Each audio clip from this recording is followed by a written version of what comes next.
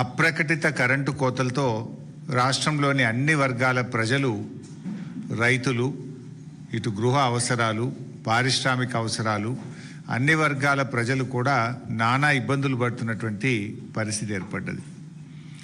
ఒకప్పుడు బీఆర్ఎస్ ప్రభుత్వంలో కరెంటు పోతే వార్త, కానీ నేటి కాంగ్రెస్ కాలంలో కరెంటు ఉంటే వార్త అనేటువంటి పరిస్థితి ఏర్పడ్డది. అంటే ఎప్పుడు కరెంటు వస్తుందో ఎప్పుడు పోతుందో అర్థం కానటువంటి పరిస్థితి ఏర్పడ్డది. ఈరోజు రాష్ట్ర వ్యాప్తంగా 11 జిల్లాల్లో రైతాంగం సబ్స్టేషన్ల ముందు ధర్నాలు చేసినారు. రాష్ట్రంలోని 11 జిల్లాల్లో మాకు సరిపడా కరెంట్ రావట్లేదు, 8 గంటల విద్యుత్ కూడా రావడం లేదని రాష్ట్రంలోని అనేక సబ్స్టేషన్లను రైతాంగం ముట్టడించినటువంటి పరిస్థితి. రాష్ట్రంలో ఈరోజు ఎందుకు కరెంట్ లేదు అంటే థర్మల్ విద్యుత్ కేంద్రాల్లో బొగ్గు అందుబాటులో లేదు. అంటే ఇది కేవలం ప్రభుత్వం యొక్క నిర్లక్ష్యం వల్ల, నేరపూరిత నిర్లక్ష్యం వల్ల ఈ పరిస్థితి ఏర్పడ్డది. ఇన్ఫ్యాక్ట్ మీ అందరికీ కూడా తెలుసు, మేము సింగరేణి మీద పవర్ పాయింట్ ప్రజెంటేషన్ పెట్టి అనేక సార్లు ప్రభుత్వాన్ని హెచ్చరించినాం. థర్మల్ విద్యుత్ కేంద్రాల్లో వారం రోజులకు సరిపడే బొగ్గు నిల్వలు కూడా లేవు. ఒకవైపు ఏమో మీరు బొగ్గు స్టాక్ ఉంది, 40 లక్షల మెట్రిక్ టన్నుల బొగ్గు స్టాక్ ఉందని చెప్తారు, కానీ విద్యుత్ కేంద్రాల్లో బొగ్గు లేదు, ఆగిపోయే ప్రమాదం ఉందని బీఆర్ఎస్ పార్టీ హెచ్చరిస్తూ వచ్చింది. అయినా మీలో ఉలుకు లేదు, పలుకు లేదు. ఇవాళ ప్రతిపక్షంగా మేము మిమ్మల్ని నిద్రలేపినా కూడా మీ నిర్లక్ష్యం వల్ల ఇవాళ రాష్ట్ర ప్రజలకు, రైతాంగానికి శాపంగా మారింది. వీళ్ళ తీరు వల్ల ఇవాళ రాష్ట్రంలో అనేక థర్మల్ విద్యుత్ కేంద్రాల్లో ఇవాళ విద్యుత్ ఉత్పత్తి నిలిచిపోయిన పరిస్థితి ఉంది. ఇది నేను మాటల్లో చెప్పడం లేదు, ఆధారాలతో మాట్లాడుతూ ఉన్నా. ఇవాళ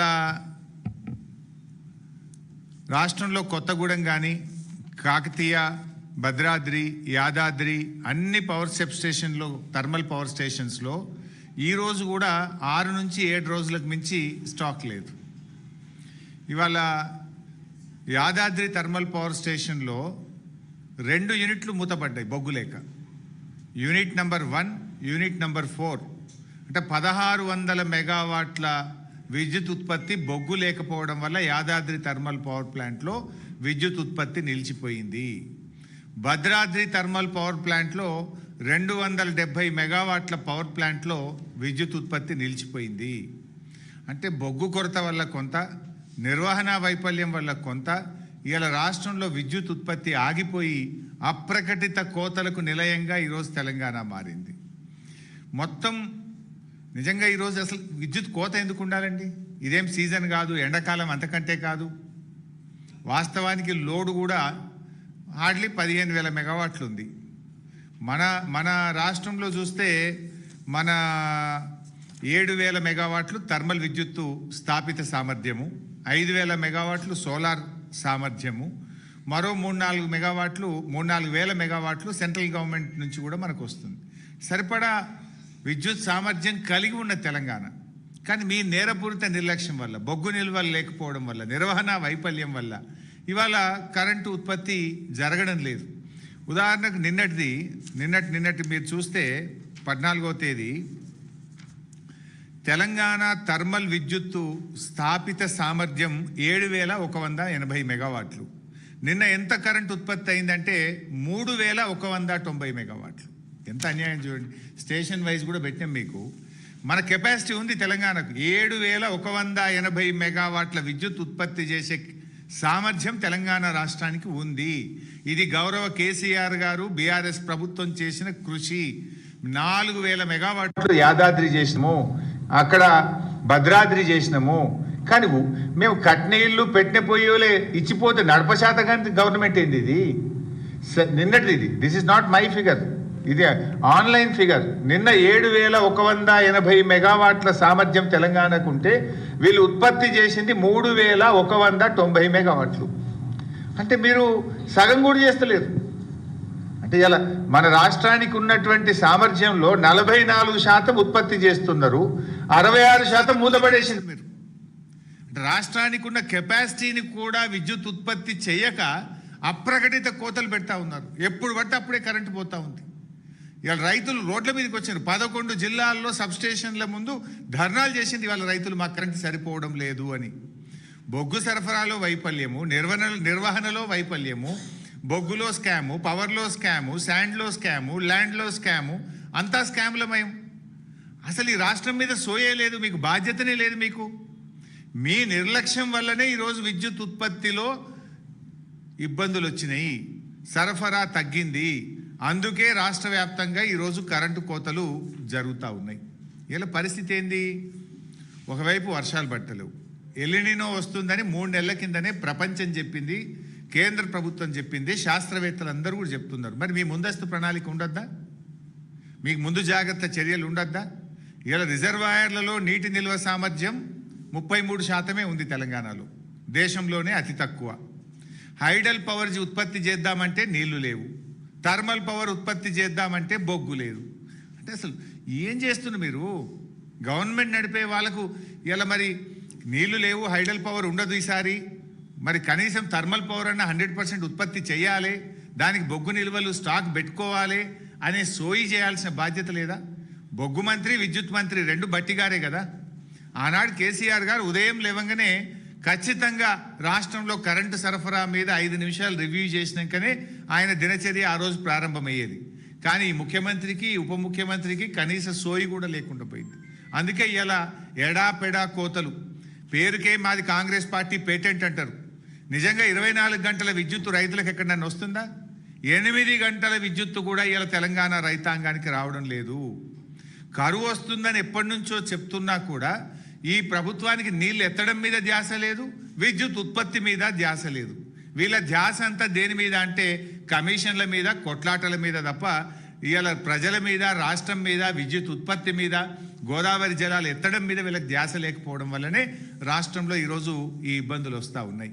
ఇవాళ మెదకు, సంగారెడ్డి, సూర్యాపేట, కరీంనగర్, ఆదిలాబాదు, వరంగల్, బట్టిగార్ జిల్లా, ఖమ్మం, ఇట్లా అన్ని జిల్లాల్లో కూడా రైతులు రోడ్ల మీదకి వచ్చినారు. కరెంటు ఇలా రైతులకు 7-8 గంటల విద్యుత్ సరఫరా కూడా ఈరోజు జరిగినటువంటి పరిస్థితి లేదు. ఒక్క నిమిషం ఆ వీడియో కూడా, రాష్ట్ర వ్యాప్తంగా జరిగిన ధర్నాలు ఈరోజు జరిగిన వీడియో కూడా మీకు 1 మినిట్ చూపిస్తాం.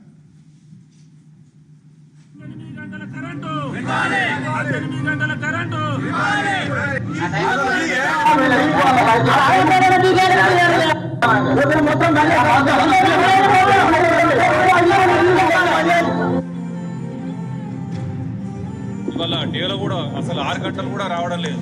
ఎందుకంటే ప్రతిరోజు ఆ విద్యుత్ అధికారులు అడిగితే ఇవాళ మెయింటెనెన్స్ ఉందన్నాడు, లేకపోతే సబ్స్టేషన్లో రిపేర్ చేస్తున్నాం, ఇది చేస్తున్నాం, వారం రోజుల నుంచి ఇదే వాళ్ళు చెప్తా ఉన్నారు. కానీ ఇవాళ కనీసం 6 గంటల కరెంటు కూడా దిక్కు లేదు ఇవాళ ఈ ప్రభుత్వంలో. మరి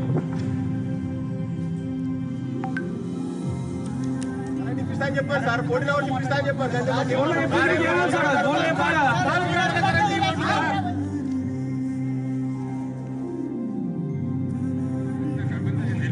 ఇప్పుడు బాధ్యులు మీరే కదా సార్. ఇప్పుడు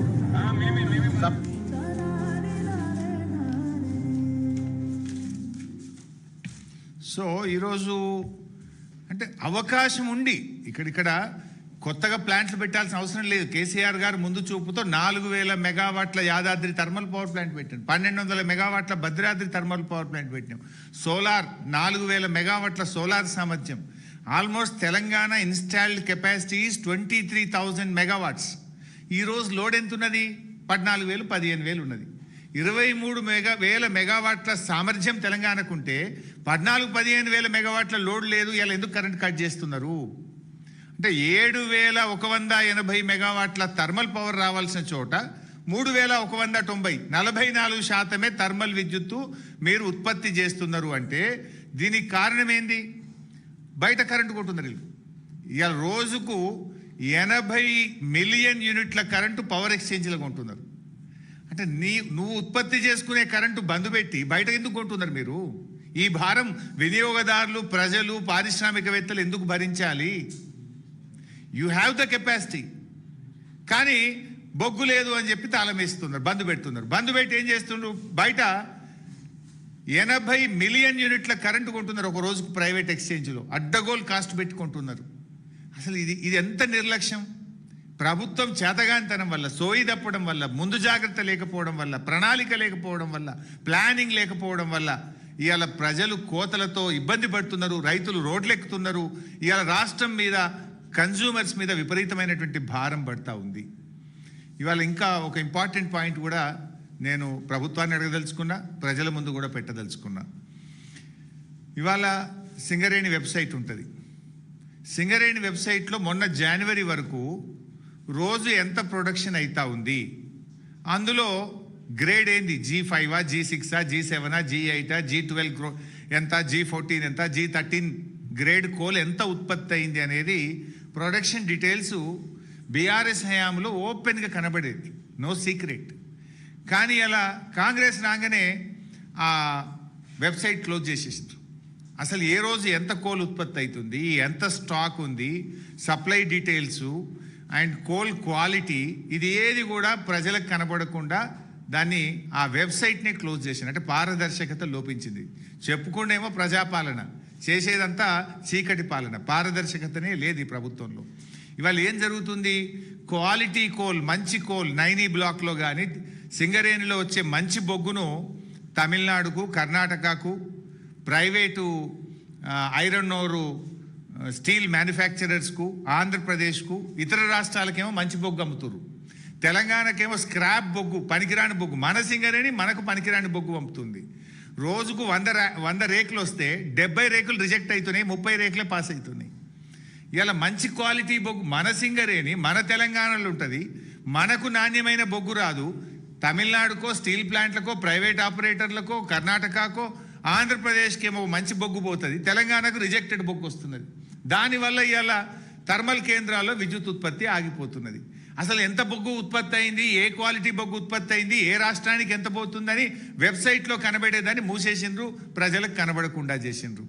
నాకు అర్థం కాక అడుగుతాం, మన రాష్ట్ర అవసరాలు పక్కన పెట్టి మన రైతులను చీకట్లో నెడుతూ, మన ప్రజలకు కరెంటు కోతలు పెడుతూ, మన బొగ్గు పక్క రాష్ట్రాలకు బొగ్గుడైంది, తెలంగాణకు బొగ్గు లేకపోవడం ఏంది అంటే ఇది ప్రభుత్వ వైఫల్యం.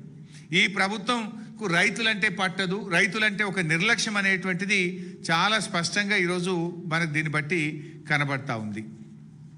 ఈరోజు మరో ముఖ్యమైన విషయం కూడా ఏంటంటే, ఇంత కరెంటు ఇలా బయటకు వెళ్ళి కొంటా ఉన్నారు. ఎందుకు కొనాల్సి వస్తుంది?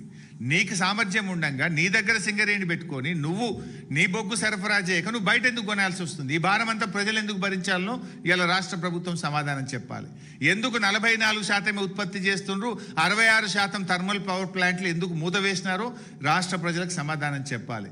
ఎందుకు ఈరోజు రైతాంగానికి 8 గంటల కరెంటే సరఫరా చేస్తుండ్రు, చెప్పుడేమో పేటెంట్ అని 24 గంటల కరెంటు మేమే ఇచ్చినామని గప్పాలు కొట్టే మీరు ఇవాళ తెలంగాణ రైతాంగానికి ఎందుకు 8 గంటల సరఫరా చేయలేకపోతున్నారో కూడా ఇవాళ సమాధానం చెప్పాలి.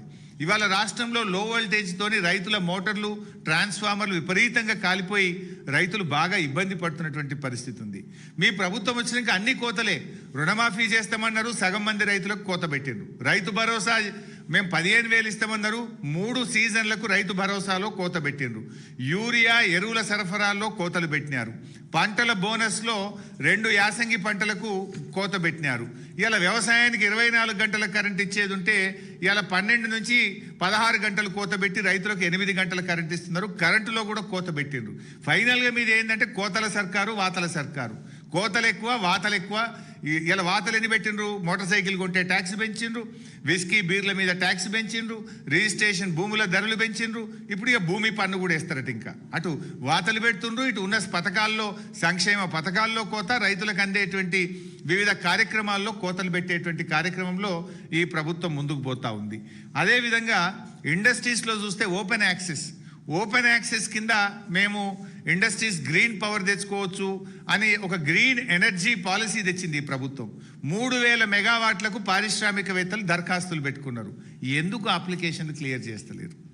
ఎంత ఒక మెగావాట్కి ఎంత రేటు ఆఫ్ ద రికార్డు, ఎంత కమిషన్ రేట్ ఫిక్స్ చేసిండ్రు? ఆ కమిషన్లు ఇయ్యనందుకే ఆపుతున్నారా?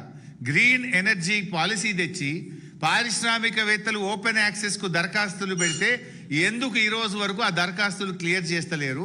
ఆ దరఖాస్తులు క్లియర్ చేయడానికి విధి విధానాలు ఏంటి? ఫస్ట్ కమ్ ఫస్ట్ చేస్తారా? ఏ పాలసీలో చేస్తారు? ఎందుకు చేయడం లేదు? ఒకవేళ ఓపెన్ యాక్సెస్లో ఈ 3,000 మెగావాట్లు ఇండస్ట్రీస్కి ఇచ్చుంటే ఇలా లోడ్ తగ్గుతుండే కదా.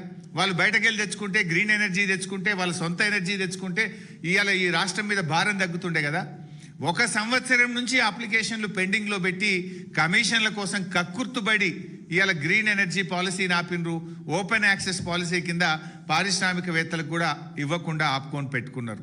ఇవాళ ఫైనల్గా మా డిమాండ్ ఒకటే, థర్మల్ విద్యుత్తును పూర్తి స్థాయిలో ఉత్పత్తి చేయండి. నాణ్యమైన బొగ్గు సరఫరాను సింగరేణి నుంచి యుద్ధ ప్రాతిపదికన థర్మల్ ప్లాంట్లకు చేయండి.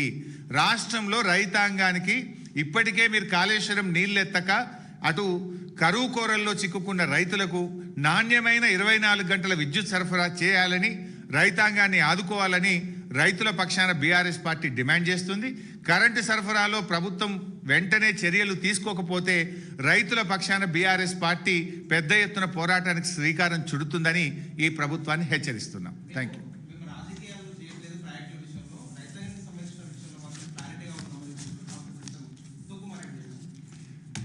రాజకీయాలు చేస్తున్నది మీరు. ఖమ్మం జిల్లాలో ఇవాళ మీరు సీతారామ ప్రాజెక్టు ప్రారంభించినారు. మోటార్లు ఎవరు చేసిండ్రు? అది కేసీఆర్ గారు ప్రభుత్వం కట్టిన సీతారామకు మోటార్లు వత్తనికి పోయినరు. నిన్ననో మొన్ననో వరంగల్కు పోయినరు దేవాదులకు. దేవాదుల మోటార్లకు ఇవాళ నీళ్ళు అందుతున్నాయంటే కేసీఆర్ గారు కట్టిన Sammakka barrage, 3rd phase Devadula మీ హయాంలో కుప్పగూలి 3 చచ్చిపోయి టనల్ కూలిపోతే దాన్ని ప్రత్యామ్నాయం చేసి మేం పూర్తి చేస్తే ఇవాళ మీరు మోటార్లు ఒత్తితే దేవాదులో నీళ్ళు వస్తున్నాయి. రాజకీయాలు ఇవాళ రిటైర్డ్ ఇంజనీర్లు చెప్పిండ్రు, తెలంగాణ సాగునీటి పారుదల శాఖ చెప్పింది మేడిగడ్డ గేట్లు ముయ్యకుండా కన్నెపల్లి మోటార్లు ఎత్తచ్చని చెప్తే ఆ నీళ్ళు ఎత్తచ్చని చెప్పిన రిటైర్డ్ ఇంజనీర్లను జైళ్ళల్లో పెడతామని బెల్ట్తో కొడతామని రాజకీయాలు చేస్తున్నది మీరు. రైతుల పక్షాన నీళ్ళు ఎత్తండి అంటే మిమ్మల్ని కోసి రక్తాన్ని పంట పొలాల మీద చిమ్ముతామని రాజకీయాలు మాట్లాడుతున్నది మీరు. మేము రైతులకు నీళ్ళు అందించండి, రైతులకు కరెంట్ ఇవ్వండి, ఇవాళ విద్యుత్ సామర్థ్యం ఉన్నది, కావలసిన ప్లాంట్లు ఉన్నాయి, బొగ్గు లేక విద్యుత్ ఉత్పత్తి ఆగింది, దృష్టి పెట్టండి అని ప్రభుత్వాన్ని ముళ్ళుగట్టబెట్టి నిద్ర లేపుతున్నాం. మీకు విషయాన్ని చెప్తున్నాం. రాజకీయాలు చేయడం మీరు మానండి, విద్యుత్ ఉత్పత్తి పెంచండి, రైతులకు నాణ్యమైన కరెంటు ఇవ్వండి. ఇక చాలే.